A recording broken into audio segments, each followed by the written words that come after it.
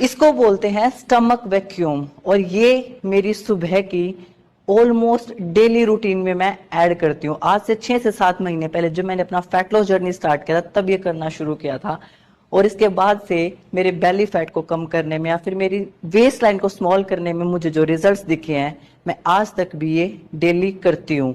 ये करता क्या है, जो आपके कोर के डीपेस्ट मसल है ना, ट्रांसवर्स एब्डोमिनिस, उनको एंगेज करता है। और करना भी बहुत ज्यादा सिंपल है। आपको ब्रीद इन करना है, मतलब सांस अंदर लेकर के उसको होल्ड करना है, जितना आप कर सकते हो, 20 सेकंड, 30 सेकंड, 40 सेकंड, और ये 2 से 3 बार करना है। जैसे कि ये होल्ड कीजिए और हफ्ते में आप 3 से 4 बार ये करिए। इसके रिजल्ट्स इतने अमेजिंग है, ट्रस्ट में। आपकी